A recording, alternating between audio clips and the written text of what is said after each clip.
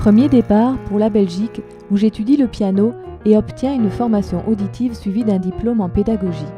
Parallèlement, j'enseigne le solfège et découvre la scène musicale au saxophone.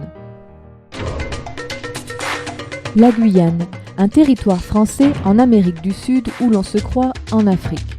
J'enseigne en secondaire aux Noirs marrons. Ils parlent un dialecte local et ont gardé leur mode de vie africain. Étant jeune enseignante blanche dans un contexte défavorisé, c'est en jouant avec les locaux que j'ai pu gagner en crédibilité. Montréal, 5 années à enseigner le piano et la théorie musicale, et me voilà en école primaire où je découvre différentes approches pédagogiques, notamment avec les écoles alternatives. Artistiquement, j'ai eu la chance de partir en tournée au Canada, mais il y a des périodes plus creuses. J'essaie au mieux d'allier une vie artistique et pédagogique active, car je trouve essentiel de s'alimenter soi-même pour transmettre avec passion.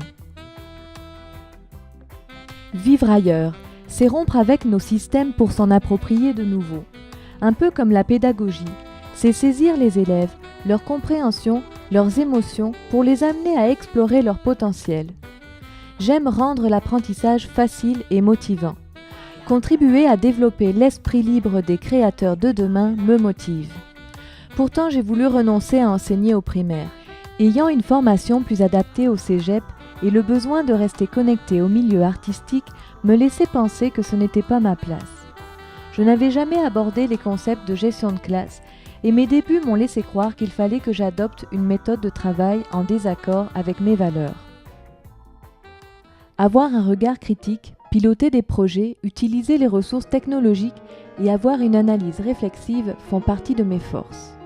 Ce qui réfère aux compétences 1, 4, 8 et 11. Mon plus grand défi concerne la compétence 6, l'adoption de stratégies de gestion et d'intervention, et la compétence 10 où collaborer lorsque les valeurs et les méthodes sont différentes n'est pas toujours facile. J'aspire à développer ces compétences afin d'observer le plaisir qu'il en découlera d'apprendre.